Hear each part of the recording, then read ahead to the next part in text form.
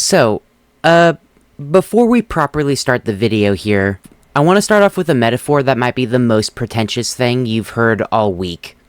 I promise it'll make sense in time, just fair warning.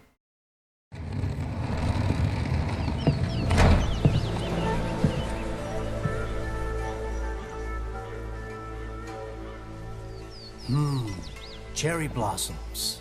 Yeah. I take it you're not a fan? No. They make me sick. The sakura tree, or the cherry blossom, is probably one of the most represented trees across any story. And not just for digital media either. It's typically used as a metaphor for fleeting beauty. A beautiful cascade of pink leaves one day, and then the next, nothing. Bare trees with nothing to show for it. Their more concrete interpretations can vary story by story. But my favorite metaphor that I personally subscribe to, in my horribly skewed, terribly biased opinion, is how they represent living in the present. This specific representation focuses on living in the now. The past and future are all but steps and plans.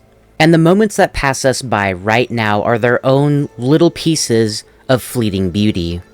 It's this metaphor, this reading, that I personally take into my day-to-day life. One that I constantly consider to just stop and smell the roses. Or, in this case, the cherry tree. And I'll always think that's an important lesson to take with me. So yeah, sorry to suddenly wax poetic on y'all right at the beginning of the video. As I said before, there is a good reason why I started the video like this. But maybe even more importantly, there's only really one question that we can ask at the end of that segment. So let me go ahead and ask that question just so we're all on the same page. What are you even on about?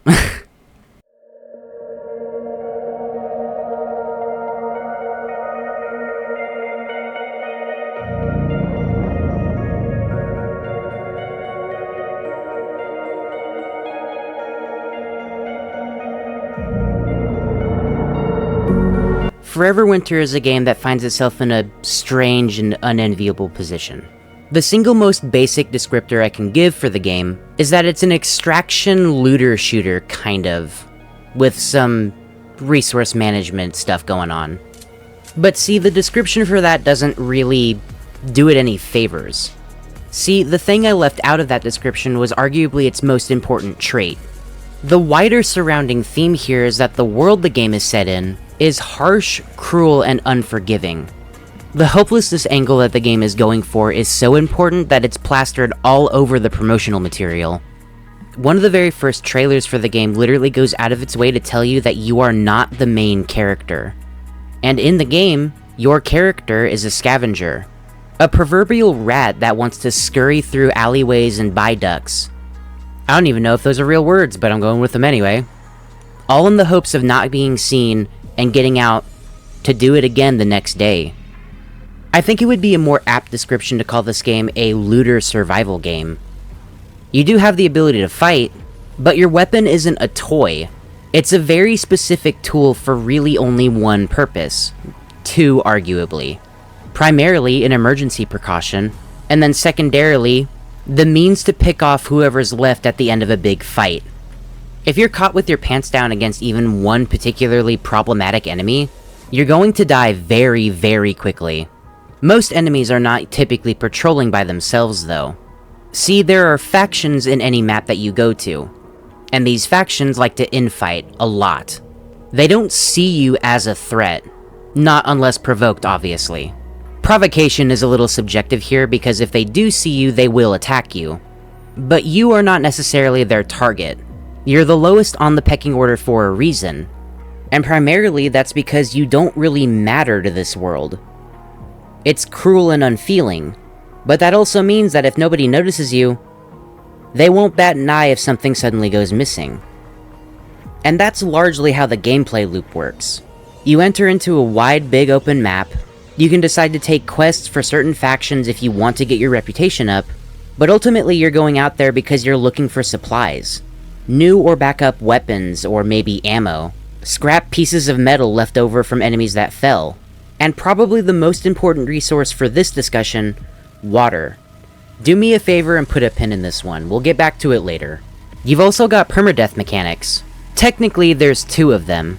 One of them is pretty conventional, and the other one is, well, it's related to the water, and again, we'll talk about it. Whenever you die, you end up losing everything in your entire inventory.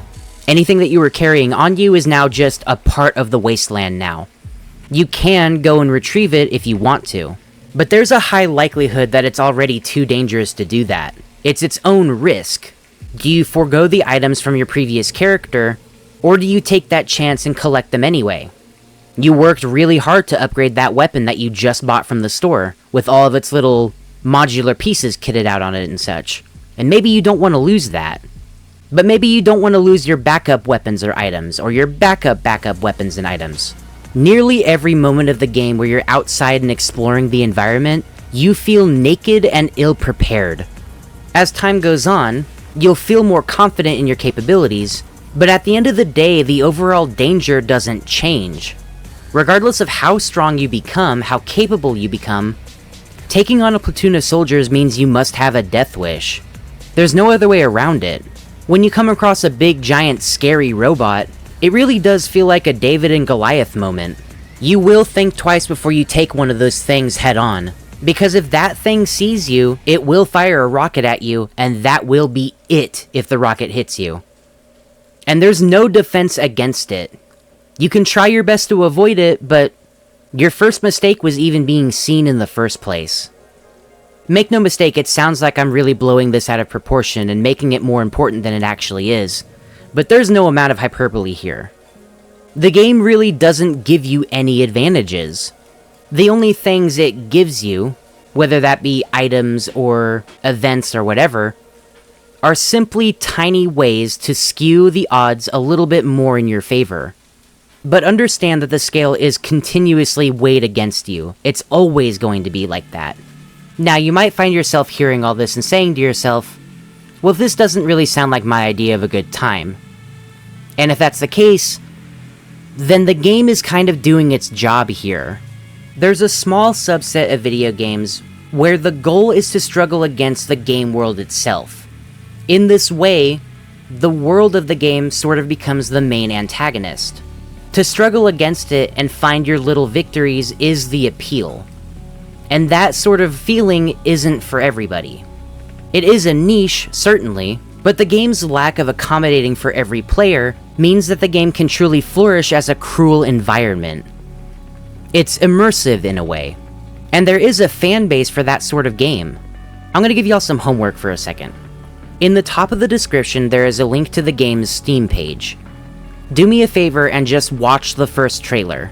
I know that asking you guys to go watch it is going to come off as kind of unnecessary, but make no mistake, the trailers for the game come off as something of a mission statement for what the devs set out to do with making this. There's a visible passion and intention here, and if you ask me, there's no other game trailer quite like whatever they're making here. If you don't end up watching it, that's fine too. It's just the next part's going to make hardly any sense if you haven't actually seen it. So I'll try to keep it brief. So, go ahead and give it a look, and come back here whenever you've seen at least the first trailer. Okay, video resumes in 3, 2, 1. These trailers are kind of awesome. They're incredibly honest, and the main speaker sounds like he's trying to pick a fight with the rest of the entire game development community. It goes a step further by making the entire dev team seem like they just have a mission to make games better. Sort of bring things back to a time where games were just fun and creative for the sake of being fun and creative. Between the promotional material and all the trailers and the game itself, it really does seem like Fundog is just going out of their way to make a good video game. And hey, cool, that's great. Yeah, it might not be for everybody just because of how difficult the game is and how cruel some of its systems are, but if you're into it, then hey, there's a whole video game here that's setting out to do something completely unique. Absolutely wonderful. So, what's the catch? Okay, so, I'm gonna be honest, I really don't like Forever Winter. And it's not because of the game's design, really. I've made peace with probably its most divisive system, and ultimately, that's not the thing I have problems with. Just to get it out of the way, this game is in early access. I know that as time goes on, and when the game eventually gets fully released, it'll probably be a lot more polished, but whenever I say the game is in early access, that comes with all of the baggage and ugliness that an early access game could possibly have. For starters, the movement and shooting do not feel good at all, which maybe that's intentional. Maybe this doesn't change all that much. That's fair, you're supposed to not be the main character, you're not supposed to be a hero. Maybe in that way you're not supposed to be particularly capable with moving around and shooting. I can make peace with that too, that's fine. I would like it if they tweaked it just an itty bitty bit to make it actually feel like I'm controlling a character, because like I said, I have problems with it. But no, really the biggest issue is just that many of the game's unpolished parts kind of laugh in the face of what it's trying to achieve. That earlier bit where I was talking about the big scary robot that has the potential to one-shot you, it looks a lot more silly whenever it's getting stuck on a rock currently and suddenly decides to break out its interpretive dance subroutine. This doesn't look good here. What's more, the map collision is just awful. There's plenty of places where you can get stuck between one-way walls that were just never intended for you to traverse on. And in a game where you're trying to evade enemies as best as you can, maybe you want to start taking shortcuts. Maybe you want to start traversing in weird and, let's say, unorthodox ways. The game's biggest and most important primary hook right now is simply just the immersion for the world itself. You are immersed in this cruel world. Things can kill you in a couple of shots because that's how the game is designed. And on paper, the methods to circumvent these enemies should work. They sound like good ideas. But obviously, when put into practice, it just doesn't work that well.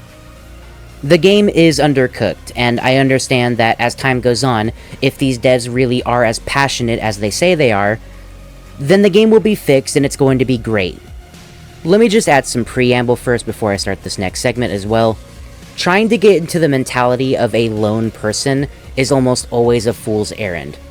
There's almost never a 100% surefire way to know what somebody is thinking, let alone trying to do the same thing for an entire game company. These are several people working on a game. And game companies first and foremost are businesses. So this next part is going to sound kind of mean. And the only reason I'm saying it is to sort of have some hindsight in case the game does not pan out to be what everybody hopes it is. There's a part of me that wants to call this next segment hindsight insurance in case the game does end up being bad, but that sounds stupid, so just pretend I didn't say that, because again, if the game ends up being just fine, then this is gonna be a moot point anyway. Let's take the time and speculate for a second. Remember back before whenever I was talking about the water system? Let's talk about water management in this game, because as it stands, I don't think it's going to see very many changes going forward. And depending on how you look at it, it can serve several purposes all at once. For the record, I take a neutral stance in just about any video that I make, just because I like considering everything and how anybody would think of any given subject. Multiple people are going to say different things and feel certain ways, and I want to accommodate as many people as possible because I think those points are valuable. But I did open with speculation on the negative side, so we're going to think pessimistically about the water system here. I told you we were going to wrap back around to it, and here's the time to do so. Water is a manageable resource. At least in the case of the demo, you start with exactly 0 water. Whenever you run out of water during your gameplay, this triggers the other permadeath mechanic. Instead of losing your player's inventory whenever you die, if your water gets to 0, you lose your entire storage inventory, including what your character has. I haven't actually had it drained to 0 before, and there's a good reason for that too. But I'd like to imagine the game also resets all of your reputation with the rest of the factions as well. The game goes out of its way of mentioning that the only thing you keep is EXP and whatever skills you have unlocked with the character that you chose. The reason I have yet to get my water drained all the way down to 0 is because the timer decreases in real time, even while the game is closed. When you have a day's worth of water, it is literally a day's worth of water. When the reset period hits across the entire server, it ends up consuming a water barrel. Now, again, to think pessimistically, you can kind of see this as FOMO, or fear of missing out, potentially. If you decide to read it like this, you can kind of see it as being Stockholmed into continuously playing the game until eventually you just give up and get bored. You no longer want to interface with the game, and maybe that's a year until you're playing the game, or a week, or even the next day if you just really don't like this system. And those are all fair points and fair time frames, I think. It's brutal and uncompromising. And to think about it positively, or optimistically, this once again helps the game's wider theme of just a cruel video game world. And what's better is that the water system itself is rather forgiving. 1 barrel of water will give you 1 day's worth of water, and that works. It's not all that difficult to find water throughout the game world, and as long as you're on top of it, especially if you have multiple players with you, then you can end up stacking on a lot of water all at once. The demo only gives you access to 4 days of reserve water. This is also not taking into consideration reserve barrels in your storage that can give you even more days of water. And the main game will give you access to upgrades that can just give you more days. I think the max is 90 days total.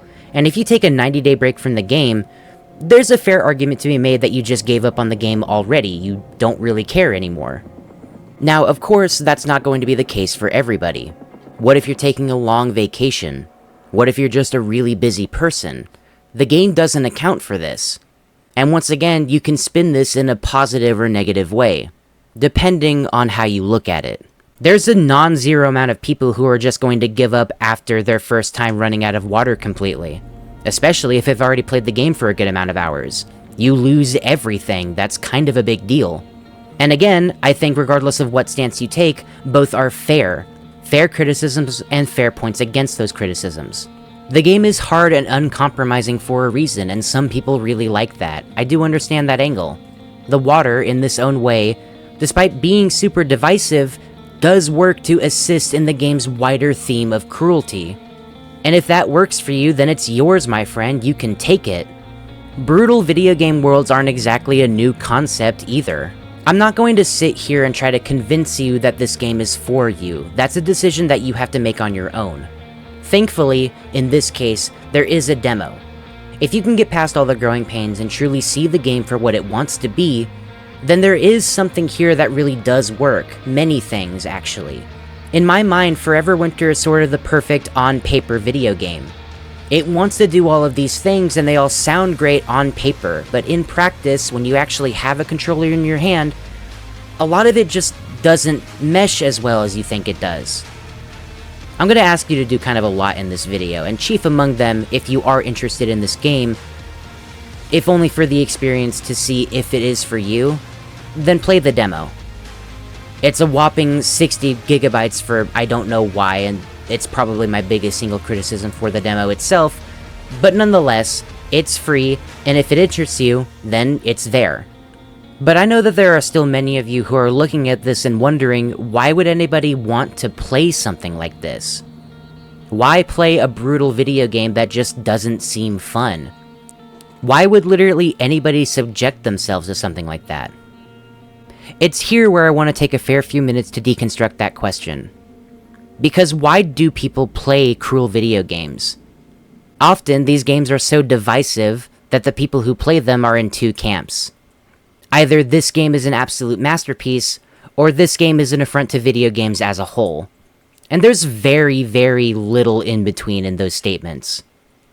I am similarly also going to take this moment to just plug one of my favorite YouTube videos on this entire cursed website for a minute. Metal Gear Solid 4 Was a Mistake is probably, like I said before, my favorite YouTube video. It's a 3.5-hour monster of a video essay made by Bentley.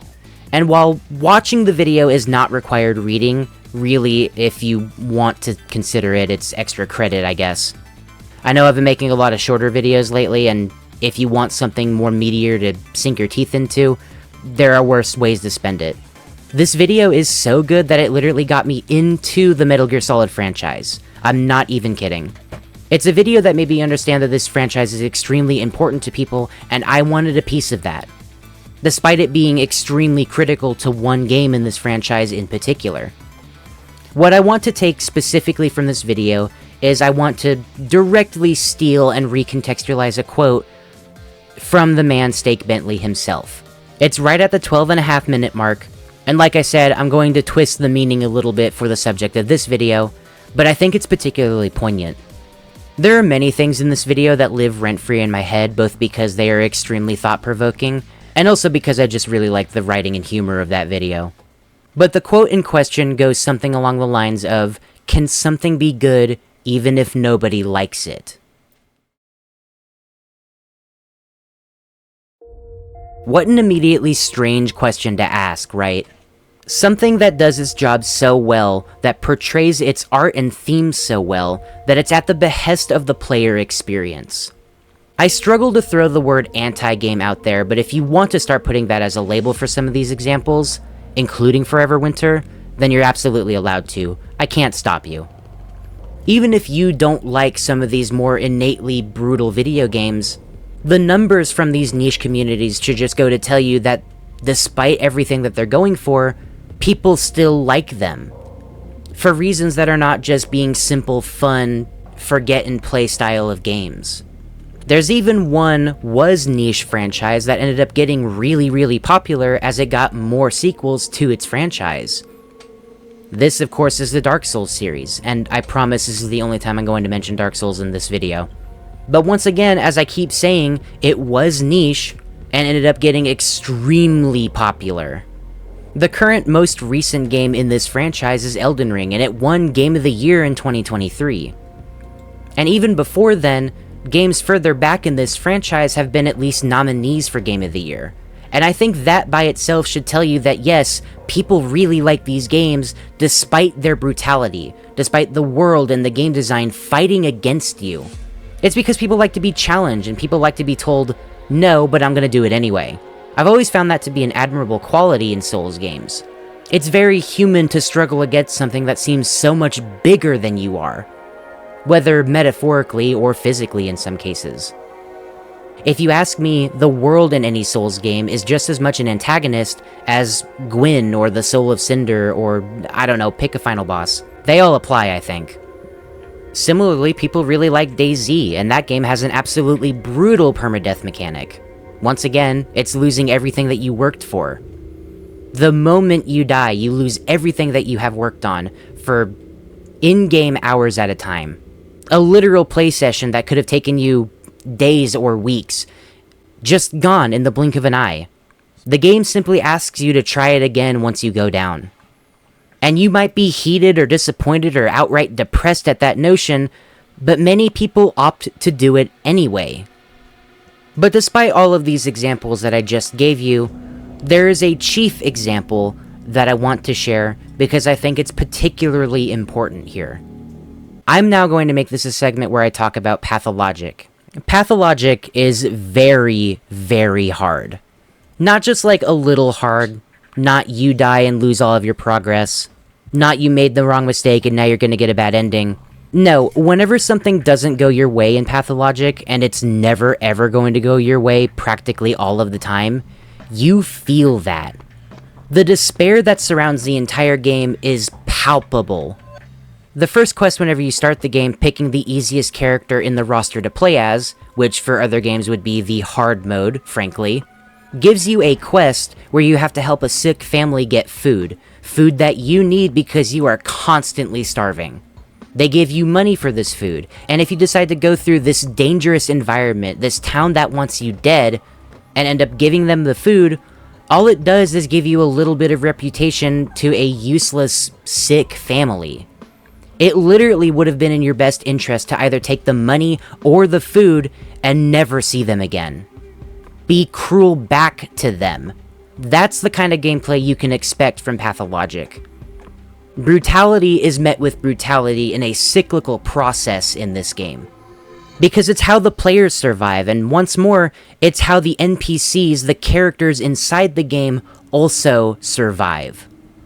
So far, the particularly astute among the viewers right now might be wondering why there's no gameplay of Pathologic happening right now.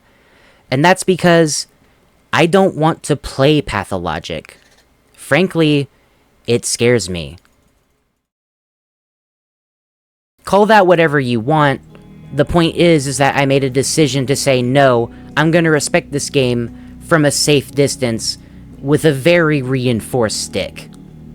I understand and acknowledge its existence. I know that some people consider it to be an absolute masterpiece, but it is not for me. Hi, Editing Ian here. Pathologic's reputation really seems to precede itself here, because every time I try to throw in the cover art for the game, it keeps crashing my video editing software. Like, consistently. I actually can't scroll down on the import section because it's going to cause it to crash. So yeah, scary game for real. The reason I even know about Pathologic is because of Hbomberguy's video on the game, which is very good, and once again, I'm gonna shout out this video as well. That's right, you get 2 for this video. If you haven't seen this video or heard of this YouTube channel before, I do highly recommend it. I recommend both of the videos I talked about. Steak Bentley acts as the single biggest inspiration for why I decided to take on video essays as a YouTube video format. And in all the same vein, Hbomberguy's entire YouTube career made him out to be the video essay guy. At least one of the video essayists on the entire platform. I have a lot of respect for both of these creators, and both of these videos are, in their own way, helping me to formulate a lot of how I think about this game and this topic. I genuinely do think that if you're scrolling around on YouTube, these 2 guys are some of the best in the business for what they do, especially on topics that you're just not aware of. Their entire back catalog of videos are just really good all across the board. But circling back to this video, why bring up these 2 YouTube channels? Why bring up these examples of video games? The question still remains unanswered. What are the points of these games? Why do people like these games? Well, in my opinion, it's kind of a whole bunch of stuff all at once. People like to be told no and choose to do so anyway, in spite of the game. A game so hostile that no, I'm just gonna do what I want.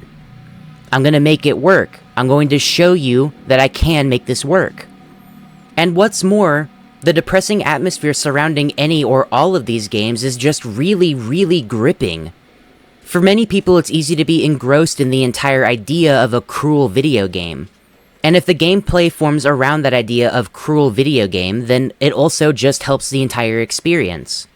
It's all of these things, all of these, and so many more that I'm not even considering or mentioning, that really does make these games feel larger than life. I've been conveying cruel worlds as their own antagonists for the games that they represent.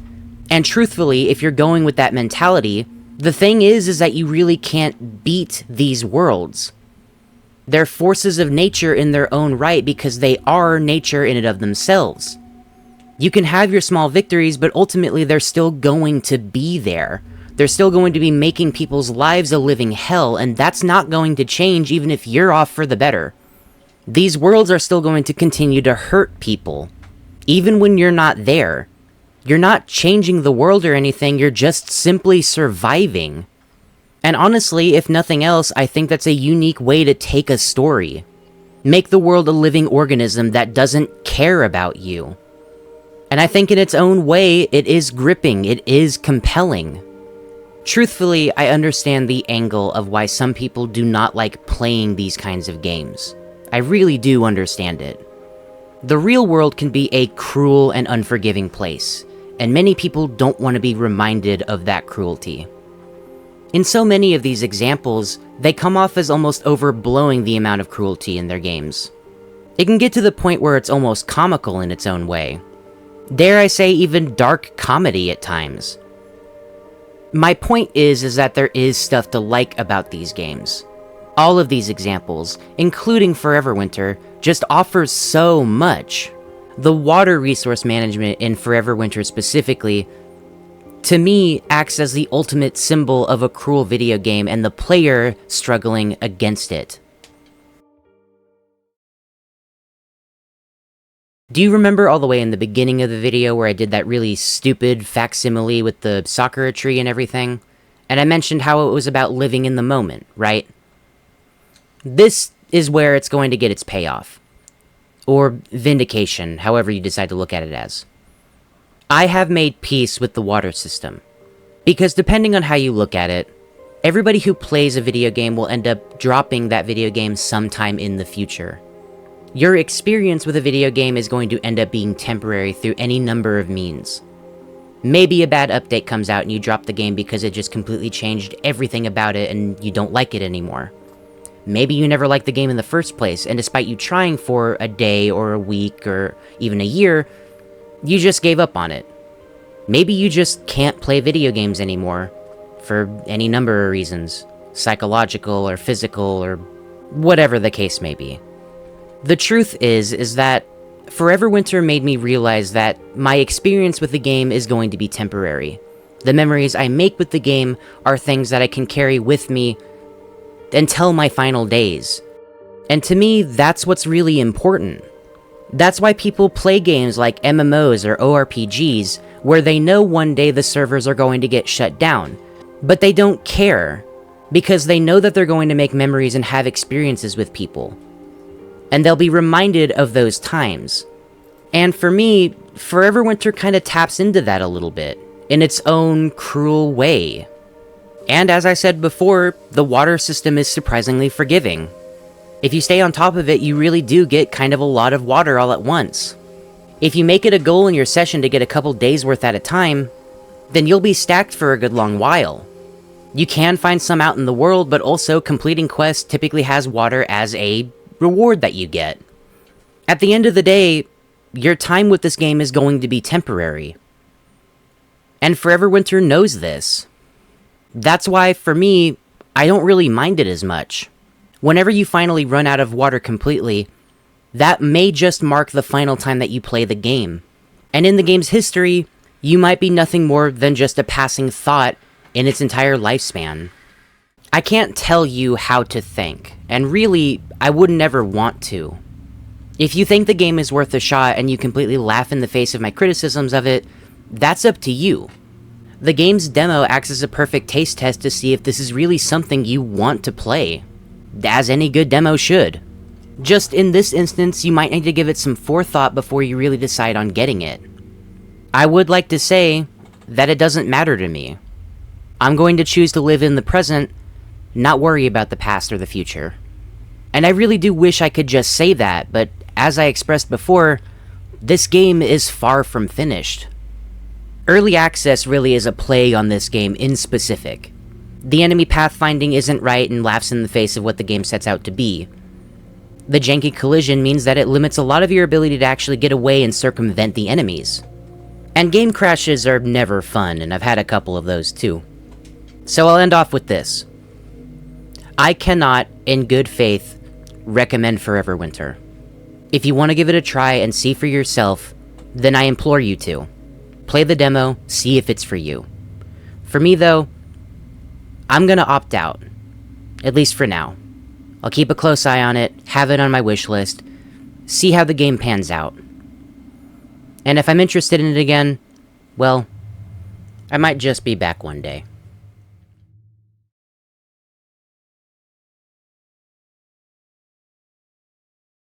Okay, so, welcome to the end of the video. I did not intend for this thing to be as long as it is, but I don't know, I guess I just had a lot to say about Forever Winter. As with any end of the video, this is the part where I tell you to like and subscribe and all that, so if you don't feel like doing any of that, then hey, I just hope you liked it, and have a good day. On that note, I'm trying to get to 500 subscribers before the end of the year, because I think that would be really cool. If you didn't know, that's whenever I can actually start monetizing my videos, and I think that would be a really neat thing to go full force and focus into making videos full-time. And hey, if you want to support me in that, then yeah, go ahead and like and subscribe. I upload a new video every Friday, and if you're looking for something new and different every week, then hey, I do a video on all kinds of topics, just stuff that interests me. So I mean, if you're looking for a grab bag of stuff, then I don't know, I guess it's here. If you feel like bringing your own topics to the table or just discussing stuff that I already brought up in a video, then you can go ahead and join the Discord. It's free to join, and if you decide to donate $1 a month to the Patreon, you'll get exclusive access to a lot of behind-the-scenes stuff that I make for these videos, teasers and such, as well as just more exclusive ways to communicate with me or other members of the Discord. But hey, if you don't feel like doing any of that, then as always, don't worry about it. Thank you for watching, I hope you enjoyed, and I'll see y'all next Friday. Have a good day, everybody.